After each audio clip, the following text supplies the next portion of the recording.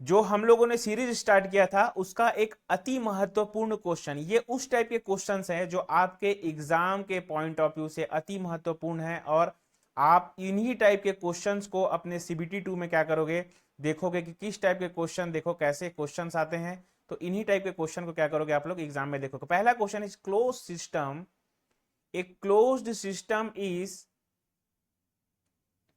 Is one in विच।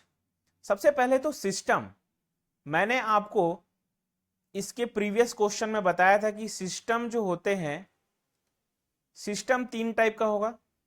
पहला कौन सा सिस्टम होगा, ये होता है closed system. Closed system, system से एक क्वेश्चंस आप बराबर एग्जाम में देखेंगे, तो पहला जो है उसको हम लोग क्या बोलते हैं, closed system.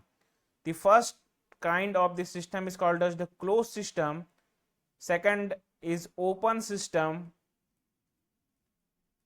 and the third one is isolated system.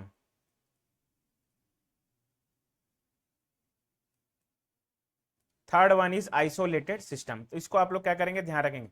First question is a close system, second first system is a close system, second system is a open system, and third system is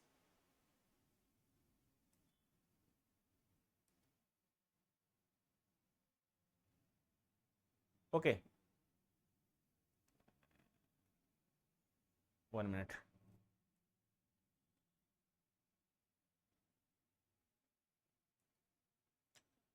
and the third system is isolated system. Open system में क्या होता है, जिसमें system और surrounding के बीच में, open system क्या होता है, जिसमें सिस्टम और सराउंडिंग के बीच में क्या होगा, मास का इंटरेक्शन नहीं होगा, बट एनर्जी का क्या होगा, इंटरेक्शन होगा। इसमें क्या होगा, मास का जो इंटरेक्शन है, ये बिल्कुल भी मास का इंटरेक्शन नहीं होगा सिस्टम और सराउंडिंग के बीच में, बट एनर्जी का क्या होगा, इंटरेक्शन होगा। इसको ध्यान रखो। ओपन सिस्टम में क्या होता है, मास का भी इंटरेक्शन होगा और एनर्जी का भी इंटरेक्शन होगा। आइसोलेटेड सिस्टम में क्या होता है, ना ही मास का इंटरेक्शन होगा सिस्टम और सराउंडिंग के बीच में, और ना ही क्या हो जाएगा, एनर्जी का इंटरेक्शन होगा। मतलब मास का भी इंटरेक्शन नहीं होगा और एनर्जी का भी क्या होगा, इंटरेक्शन नहीं होगा। किसमें, आइसोलेटेड सिस्टम में। एक चीज जो आपको ध्यान रखना है। दूसरा चीज, अगर मैं क्लोज्ड सिस्टम की बात करूं, तो क्लोज्ड सिस्टम में मास का अगर इंटरेक्शन नहीं होता है, इसीलिए इस क्लोज्ड सिस्टम को हम क्या बोलते हैं, क्वांटिटी ऑफ मैटर। इसको हम लोग क्या बोलते हैं, क्वांटिटी ऑफ मैटर और रीजन इन स्पेस। और इसी को हम लोग क्या बोलते हैं, क्वांटिटी ऑफ मैटर और region in space, region in space. समझ में आ गया, ये है आपका क्लोज सिस्टम। तो कुछ भी लिखा सकता है, क्वांटिटी ऑफ मैटर लिखा सकता है, रीजन इन स्पेस लिखा हुआ आ सकता है। उसके बाद हम देखते हैं open system.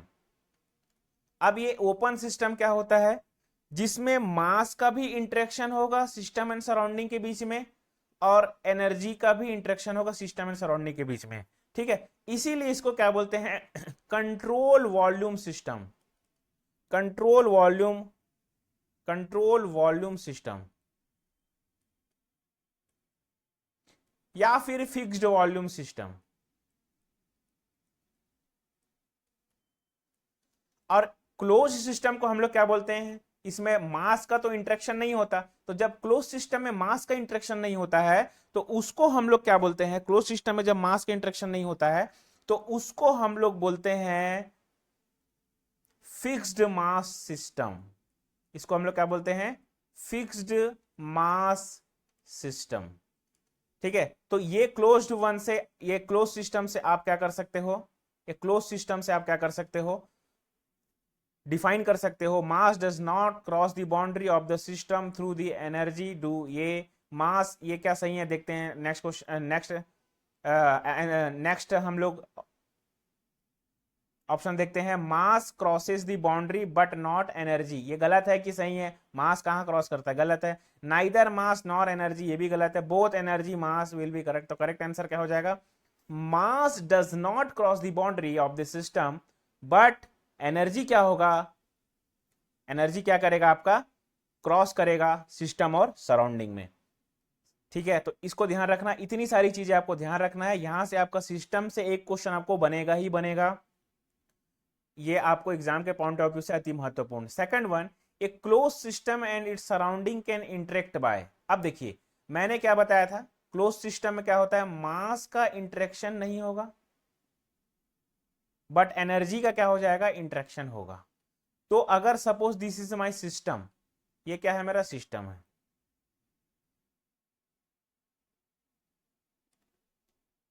Suppose this is my system और ये क्या है, मेरा सराउंडिंग।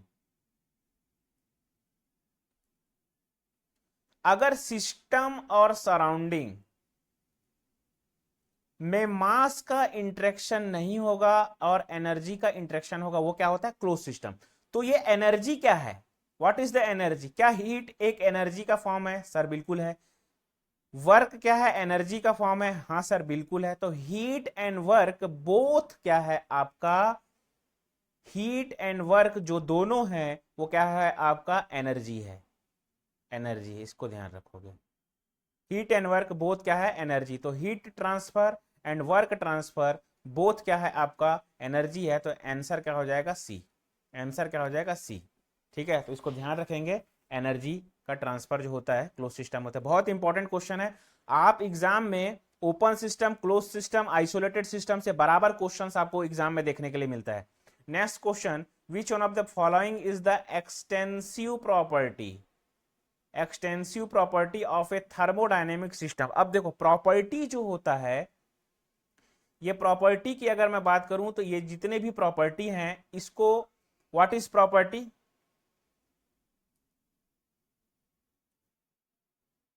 ठीक है। अब देखिए प्रॉपर्टी क्या होता है, सिस्टम की कोई कैरेक्टरिस्टिक होता है, उसी को हम लोग क्या बोलते हैं, प्रॉपर्टीज होते हैं, प्रॉपर्टी बोलते हैं। ठीक है, यहां पर एक मेजर मैं आपको डेफिनेशन बताता हूं, characteristic of the system, characteristics of the system,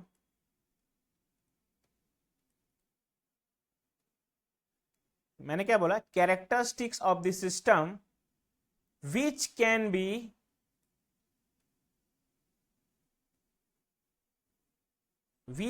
be assigned number, which can assign number। अब इसको ध्यान से सुनना, देखिए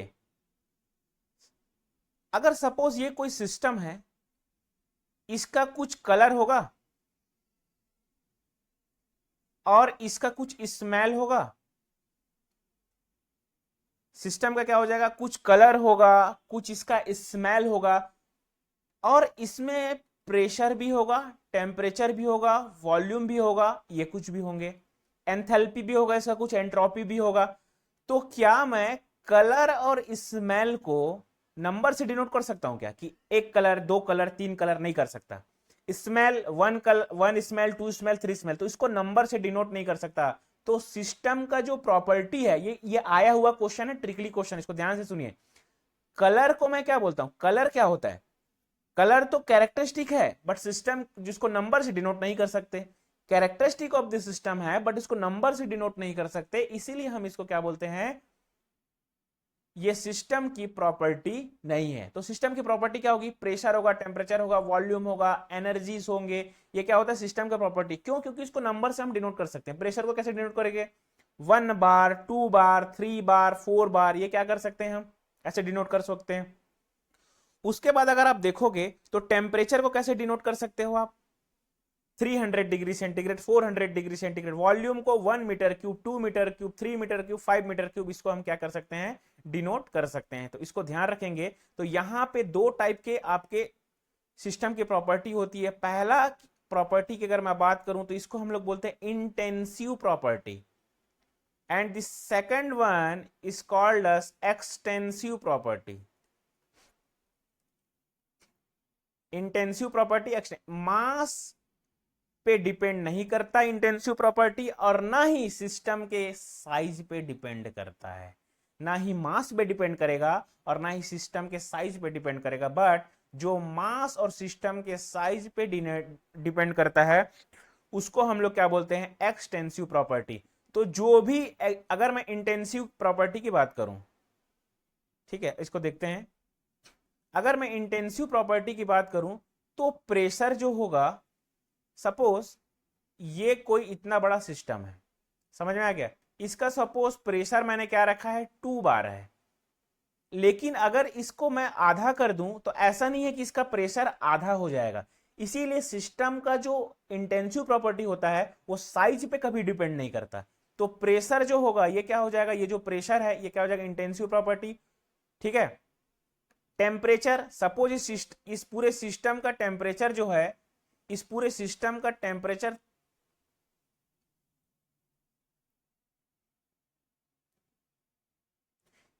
सपोज इस पूरे सिस्टम का टेम्परेचर, ये जो सिस्टम है हमारा, इसका पूरे का टेम्परेचर सपोज मान लो 30 डिग्री सेंटीग्रेड है। तो 30 डिग्री सेंटीग्रेड टेम्परेचर है, तो सिस्टम को मैं कट कर दूं अगर बीच से, तो ऐसा नहीं कि टेम्परेचर हाफ हो जाएगा, मतलब इस पार्ट का भी 30 डिग्री सेंटीग्रेड रहेगा और यहाँ का भी क्या रहेगा, टेम्परेचर आपका 30 डिग्री सेंटीग्रेड रहेगा।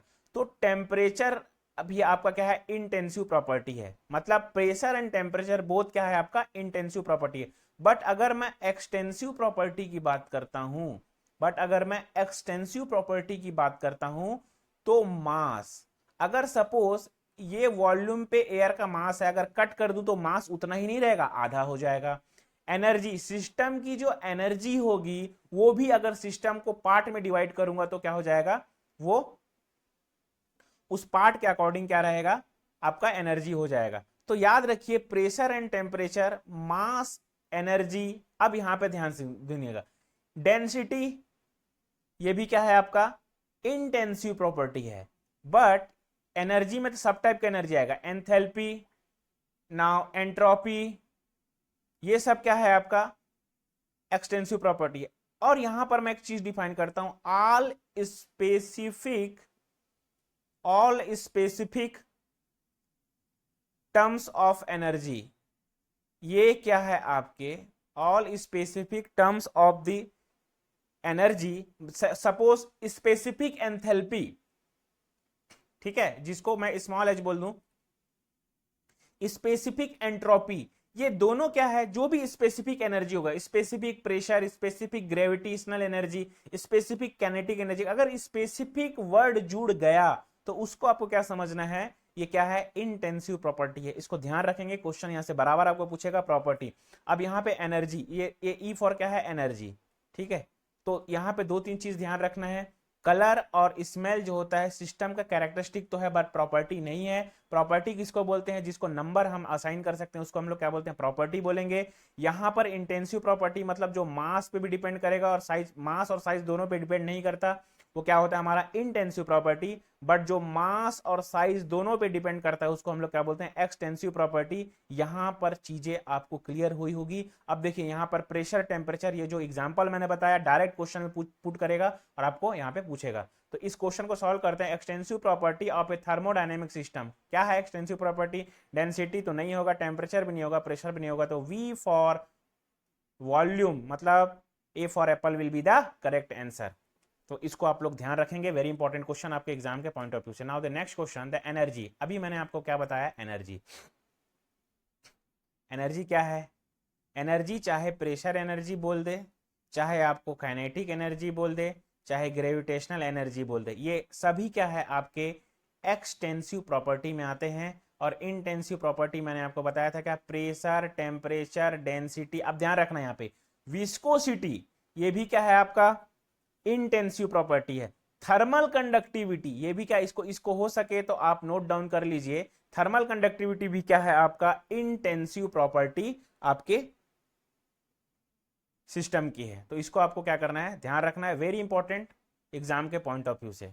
ठीक है, now the next one, the compressor with the isothermal compression will required. अब देखो कंप्रेशर सबसे पहले कंप्रेसर क्या करता है, कंप्रेसर का वर्किंग क्या होता है, कंप्रेसर जो होता है कंप्रेसिबल फ्लूइड को क्या करेगा, कंप्रेस करेगा, मतलब एयर को, कंप्रेसिबल फ्लूइड, जहां पर भी कंप्रेसर आ गया वहां पे अगर आपको पूछा तो नंबर कौन सा यूज होगा, मैक नंबर, इसको ध्यान रखेंगे। दूसरा चीज, कंप्रेसिबल फ्लूइड को ही क्या करता है, कंप्रेसिबल फ्लूइड को ही कंप्रेसर क्या करता है, कंप्रेस करेगा, ये हमको समझ में आ गया।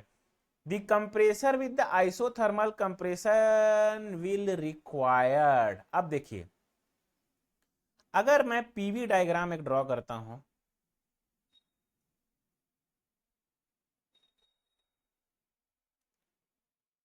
मैं क्या किया यहाँ पर पीवी डायग्राम प्लॉट किया, ठीक है। अब इसको ध्यान सुनिए।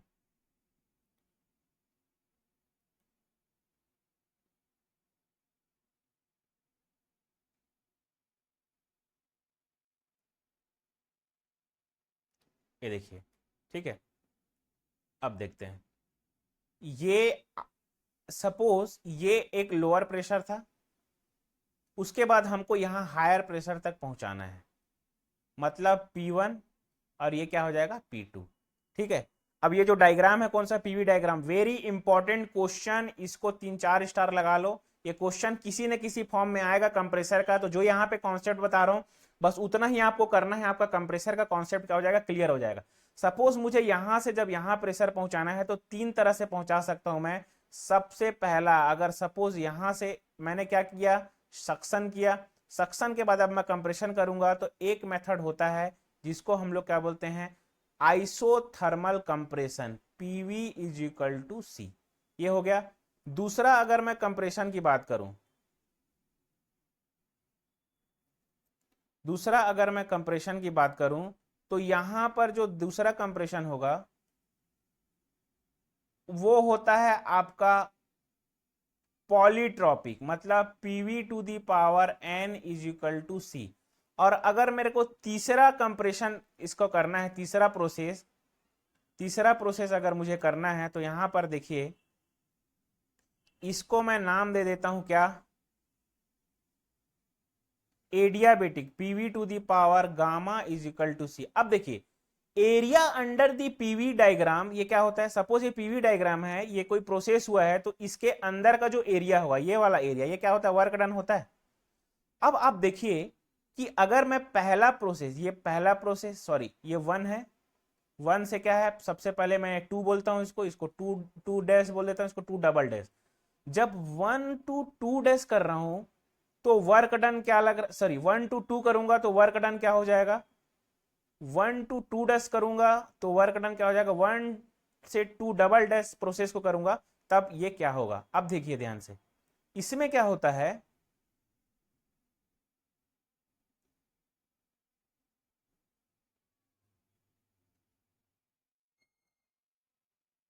देखिए ये एरिया होगा किसके लिए, आइसोथर्मल प्रोसेस के लिए ये वाला एरिया होगा, तो एरिया, उसके बाद ये किसके लिए होगा, पॉलीट्रॉपिक के लिए होगा, 1 टू 2 डैश।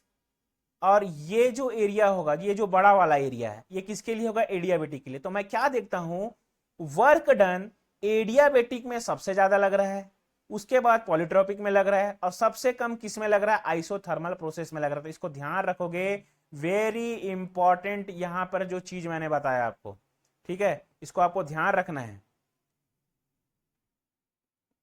ये जो मैंने आपको बताया यहां पे, वर्क डन, ये क्या हो जाएगा, वर्क डन, ये क्या है, वर्क डन, ये क्या है आपका, वर्क डन, ठीक है। तो वर्क डन जो होगा आइसोथर्मल प्रोसेस के लिए क्या हो जाएगा, सबसे कम होगा। और उसके बाद पॉलीट्रॉपिक प्रोसेस के लिए, उसके बाद जो वर्क डन होगा किसके लिए हो जाएगा, आपका एडियाबेटिक के लिए। मतलब इसको ध्यान रखिएगा आप लोग, मिनिमम अगर वर्क डन पूछेगा कंप्रेसर में किस में लगता है, तो आपको ध्यान रखना है PV to the power C, direct ये दे देगा, या फिर क्या बोलेगा, आइसोथर्मल प्रोसेस, यहां पर लिखा रहेगा आइसोथर्मल प्रोसेस। उसके बाद अगर मैक्सिमम वर्क डन की बात करेगा यहां पे, तो ये क्या हो जाएगा, PV to the power gamma is equal to C. इसको हम लोग क्या बोलते हैं, एडियाबेटिक प्रोसेस, इसको हम लोग क्या बोलते हैं, adiabatic process. Very important questions आपके एग्जाम के पॉइंट ऑफ व्यू से, अति महत्वपूर्ण, ये बराबर क्वेश्चंस आपको एग्जाम में जो है देखने को मिलेंगे किसी ना किसी फॉर्म में। तो इसको आप लोग को क्या करना है, ध्यान रखना है। तो the compressor with the isothermal compression will required what, constant work input, minimum work input, ये तो होगा नहीं। अगर ये बोल दिया है कि आइसोथर्मल कंप्रेशन, तो आइसोथर्मल कंप्रेशन मतलब क्या होता है, मिनिमम वर्क इनपुट, ये मैक्सिमम तो होगा नहीं, ये नन ऑफ दी अबो भी नहीं होगा, ठीक है। मैक्सिमम किसके लिए होगा आपका, PV to the power gamma is equal to किसके लिए, C, PV to the power gamma is equal to क्या हो जाएगा, सी। तो इसको क्या करना है, आपको ध्यान रखना है, ठीक है। Thermal diffusibility of A substance, अब देखिए ये वेरी इंपॉर्टेंट क्वेश्चन है, इसको ध्यान से सुनिएगा। Thermal diffusibility. इसको सबसे पहले थर्मल डिफ्यूजिबिलिटी की अगर मैं बात करूं तो इसको हम लोग अल्फा से डिनोट करते हैं। इसका जो यूनिट होता है वो होता है मीटर स्क्वायर पर सेकेंड। तो आपको क्वेश्चन पूछा जाता है कि काइनामेटिक विस्कोसिटी, काइनामेटिक विस्कोसिटी की यूनिट किसके इक्वल होती है? तो ये यूनिट क्या हो जाती है? थर्मल डिफ्यूजिबिलिटी के। तो ये दोनों का यूनिट क्या होता है? मीटर स्क्वायर पर सेकंड। इसको आपको ध्यान रखेंगे, ठीक है। अब देखिए थर्मल डिफ्यूजिबिलिटी यहां से हमको समझ में आ गया अल्फा, और इसको अगर मैं फॉर्मूले के फॉर्म में लिखूं, अल्फा इज इक्वल टू क्या होता है? K by rho into C, where K क्या है? यहां पे थर्मल कंडक्टिविटी,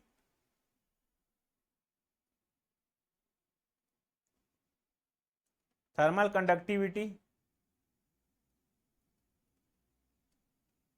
रो क्या है? डेंसिटी,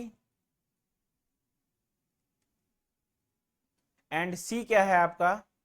हीट कैपेसिटी और स्पेसिफिक हीट। इसको हम लोग क्या बोलते हैं? सॉरी, इसको हम लोग बोलते हैं स्पेसिफिक हीट, स्पेसिफिक हीट। और रो एंड सी को एक साथ हम लोग बोलते हैं क्या? Heat capacity.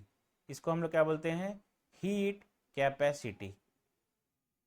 यहां पर मैंने आपको इतनी सारी चीजें बताई। तो directly proportional to the thermal conductivity, inversely, देखो डायरेक्टली प्रोपोर्शनल है, वेरी गुड है, ठीक है। इनवर्सली प्रोपोर्शनल टू डेंसिटी, ये भी है, इनवर्सली प्रोपोर्शनल टू डेंसिटी है। उसके बाद हम क्या देखते हैं? Inversely proportional to the specific heat, ये भी है। तो आंसर क्या हो जाएगा यहाँ पे? ऑल ऑफ दी अबो, ठीक है। ये जो होता है थर्मल डिफ्यूसिविटी क्या बताता है आपको? सॉरी, थर्मल डिफ्यूजिविटी आपको क्या बताता है? थर्मल डिफ्यूजिविटी क्या होता है? Rate of propagation of heat. Heat जो होता है किस रेट से प्रोपागेट होगा, उसी को आपको क्या बताता है? इसमें ये बताएगा आपका क्या? थर्मल डिफ्यूजिविटी, ठीक है। थर्मल कंडक्टिविटी, इसका भी आपको ध्यान रखना चाहिए। ये क्या होता है? इसका unit watt per metre kelvin. Heat transfer coefficient, direct आपका उठ के आएगा वाट पर मीटर स्क्वायर केल्विन। क्या चीज? ये डायरेक्ट आपका उठ के आएगा क्या? क्वेश्चंस डायरेक्ट यूनिट का, इसको ध्यान रखना। दूसरा चीज, थर्मल डिफ्यूजिविटी जो होता है, थर्मल डिफ्यूजिविटी जो होता है वो क्या होता है? प्रोपागेशन। जैसे मैंने बताया क्या, हीट किस रेट से क्या करेगा? प्रोपागेट करेगा सॉलिड में, उसको क्या करता है? ये बताता है, ठीक है। तो ये था आपका आज के लिए, ठीक है। तो आज की क्लास के लिए हम इतना ही करेंगे। नेक्स्ट क्लास में हम डिजाइन के क्वेश्चंस कुछ लेकर आएंगे और आपको बताएंगे कि अब डिजाइन से क्वेश्चन किस टाइप के आते हैं और कैसे क्वेश्चन आते हैं। तो आज के क्लास के लिए इतना ही करते हैं। Thank you very much.